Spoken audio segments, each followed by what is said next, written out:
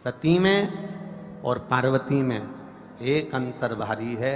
सती माँ धनवान है और पार्वती मैया गुणवान है।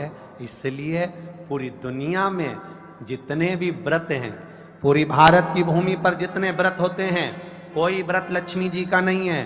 भारत की भूमि पर कोई व्रत सरस्वती मैया का नहीं है।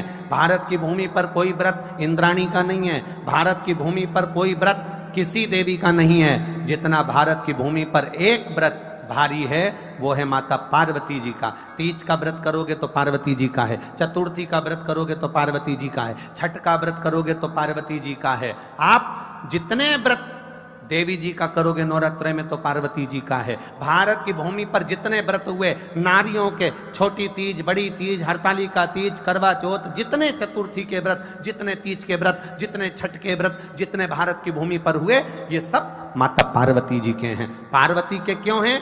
क्योंकि धनवान और गुणवान में अंतर है। माँ पार्वती गुणवान है, इसलिए माताएं उनके व्रत कर कर अपने अंदर भी वो गुण उत्पन्न करना चाहती हैं कि हम भी ऐसा तप करें, हम भी ऐसी साधना करें। हे माता पार्वती, जैसे आपका अखंड सौभाग्य है, हे माँ जगत जननी, हमारा भी मांग में अखंड सौभाग्य रहे। जैसे आपके चूड़े अमर हैं, हे माँ हमारे हाथ में भी चूड़े अमर हो। हे माँ जैसे आपके भाल की बिंदी अमर है, माँ मेरे भाल की बिंदी भी अमर हो। हे माँ जैसे आपके नैनों का सुरमा, बालों का गजरा अमर है, हे माता पार्वती हमारे भी नैनों का सुरमा और बालों का गजरा अमर कर देना। बस इतनी सी कृपा नारी माता पार्वती से मांगा करती है, माँ पार्वती से चाहती है। सूचक वस्तुओं का जो दान करता है वो जीवन में कभी विधवा नहीं होता। महाराज वो 8 वस्तुएं बताई हैं। पहला कुमकुम, दूसरा पुष्प, चाहे लाल हो, चाहे सफेद हो, चाहे पीला हो, पुष्प कोई भी हो। तीसरे नंबर पर है चंदन। चौथे नंबर पर है तांबुल, 5वें नंबर पर है काजल। छठे नंबर पर है ईख। क्या बोलते हैं यहां पर ईख को? क्या बोलते हैं? गन्ना, ईख। 7वें नंबर पर है लौंग, खाने वाली जो लौंग होती है, लौंग। और 7वें नंबर पर है, 8वें नंबर पर है जीरा। कहते हैं चैत्र महीने की तृतीया तिथि को बिना नमक का भोजन कर कर, सुबह बिना नमक का भोजन करें, एक समय फलाहार करें बिना नमक का, और तुला दान के बराबर एक पलड़े में अपन बैठकर 8 वस्तुएं तुला की रख कर जो दान दे देता है वो नारी कभी विधवा होकर नहीं जाती, 7 जन्म तक अखंड सौभाग्यवती रहती है। अखंड सौभाग्य कार्य करेंगे तो भी सौभाग्य की सामग्री देंगे। सौभाग्य की सामग्री का दान क्यों किया जाता है? सौभाग्य सूचक वस्तुओं का दान क्यों किया जाए? सौभाग्य की वस्तुएं क्यों प्रदान करी जाती है, क्यों दी जाती है? उसका कारण क्या है?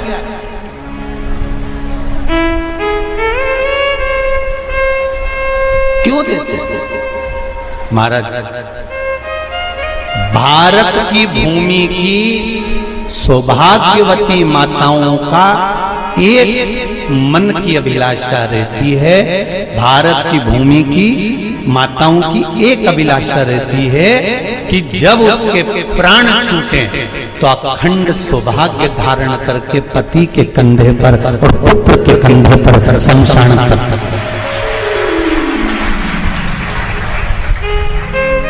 ये भारत की भूमि की माताओं की सोच, उनके मन का संकल्प, उनके मन का भाव। और विदेश की माताओं का क्या संकल्प होता है? महाराज भारत का एक संत विदेश गया और भारत के संत जब विदेश गए तो वहां पर एक मां, एक स्त्री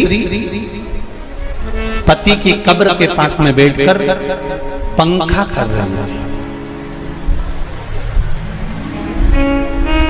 भारत के संत को बड़ा दुख हुआ, देखो हमारे यहाँ की माताएं तो पति के साथ सती हो जाती हैं, हमारे भारत की भूमि की माताएं तो पति के साथ सती हो जाती हैं, पर ये तो विदेश की माताएं तो भारत की माता से भी बढ़कर है कि पति मर गया, कब्र के अंदर है, तो भी पंखा कर रही हैं। ये तो इनसे भी बड़ी है, भारत की माता से भी बड़ी ये विदेश की माता।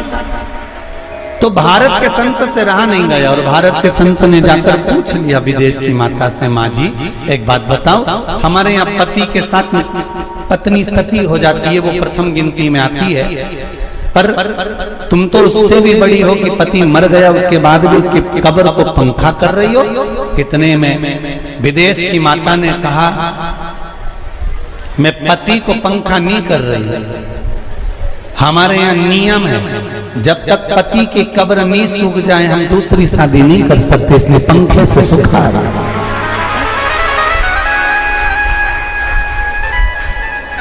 इसलिए पंखे से सुखा रही है।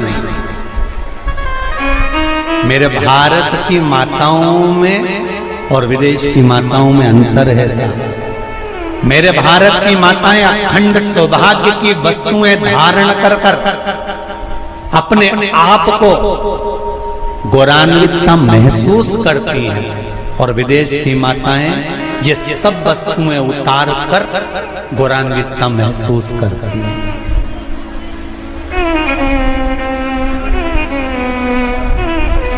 क्यों देते हैं चूड़ी का दान, क्यों देते हैं बिंदी का दान, क्यों देते हैं अखंड सौभाग्य का दान? किस महाराज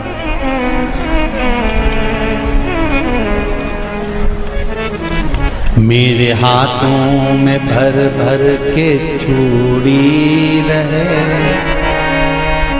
मेरे हाथों में भर भर के चूड़ी, और मैया कोई कामना मेरे मस्तक पे चमकती चूनर रहे, मेरे मस्तक पे चमकती चूनर रहे, और मैया कोई कामना मेरी मांगों में भर भर के सिंदूर रहे, मेरी मांगों में भर भर के सिंदूर रहे, और मैया कोई कामना नहीं, मेरे पाँव में बिछुड़ी का जोड़ा रहे, एक बिछुड़ी नहीं, कितनी? 2, 3, 4, 5, एक एक पाँव में जोड़े से बिछुड़ी होना चाहिए, केवल एक नहीं, सिंगल नहीं। वो तो आजकल का फैशन हो गया महाराज, जो केवल एक बिछुड़ी धारण कर लो उसी में फैशन दिखे। श्रावण की शिव महापुराण की कथा कहती है जब बेटी को विदा करा जाता है और पहली बार बेटी के पांव में जब बिछुड़ी डाली जाती है तो वो बिछुड़ी भी अलग अलग नहीं होती, उस बिछुड़ी के जोड़ को चेन से एक दूसरे से बंधा हुआ होता। बोला सही है कि गलत? जितने आस्था चैनल पर कथा सुन रहे हैं, जितने फेसबुक पर सुन रहे हैं, यूट्यूब पर सुन रहे हैं, सुन लेना कि मेरे भारत की माताओं का जब पाणी ग्रहण संस्कार किसी बेटी का होता है, उसके पांव में जब पहली बार बिछुड़ा पिनाया जाता है, बिछुड़ी पिनाई जाती है, तो वो बिछुड़ी भी एक दूसरे से बंधी हुई होती है, चेन से बंधी हुई होती है। उसको अलग अलग वाली बिछुड़ी शादी के मंडप में नहीं पिनाई जाती। क्यों? जैसे ये बिछुड़ी एक दूसरे से पांव में बंधी हुई है, तुम्हारी जिंदगी अंतिम श्वास तक ऐसी ही बंधी की बंधी रहे, यही वर्णन है। वो तो अब माताओं ने थोड़ा सा फैशन चेंज कर दिया, अब पांव में ज्यादा बिछुड़ी नहीं पहनती, गड़ती है, चुभती है, एक बिछुड़ी धारण है। महाराज पर नहीं, बिछुड़ी भी दो हो, जोड़े से हमारी माताएं, भारत की भूमि की जो माताएं हैं, ये चूड़ी भी हाथ में पहनती है तो जोड़े से पहनती है। बोलो जैसा सही है कि गलत है? एक अकेली चूड़ी माताएं हाथ में धारण नहीं करती हैं। अगर भारत की भूमि की संस्कारित माताएं हैं और भारत की भूमि की सभ्यता और संस्कृति को जानती है तो अकेली चूड़ी नहीं, जोड़े की चूड़ी पहनेगी। 2 चूड़ा डालेगी, 4 डालेगी, 12 डालेगी, पर सिंगल नहीं, अकेले। और सरल भाषा में समझ लो, हमारे यहां ठेले पर लेने जाओ तो जो केले अपन खाते हैं वो भी सिंगल नहीं देते, उसको भी जोड़े से दिया जाता है। 2 दूं की, 12 दूं की, आधी दर्जन दूं की 1 दर्जन। अब अंदाजा लगाइए, हमारे यहां देने का भी एक भाव है। श्रावण के महीने की शिव महापुराण की कथा, जिसका नाम है श्रावण शिव महापुराण की कथा, ये कहती है कि पार्वती जी ने और गंगा जी ने ये चतुर्मास में जितना सौभाग्य का दान दिया है, उनके बराबर दुनिया का कोई व्यक्ति इतना सौभाग्य का दान नहीं दे सकता जो माता गंगा और पार्वती दोनों दान दे रहे हैं।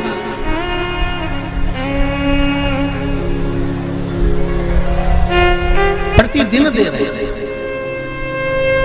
और अब तो फैशन आ गया, तुम लोगों जो सौभाग्य का दान देते हो प्लास्टिक की डलिया में देते हो, पर एक एक पुराण को उठा कर देख लेना, एक एक उद्यापन को उठा कर देख लेना। जितनी तुम कथा तुम्हारे घर में छोटी छोटी कथाओं की पोथियां पड़ी हो, उनको उठा कर देख लेना। उसमें नहीं लिखा कि प्लास्टिक की डलिया में सौभाग्य की वस्तु का दान दिया जाता है। उसमें लिखा है बांस की पिटारी में, बांस की डलिया में सौभाग्य की वस्तुओं का दान दिया गया।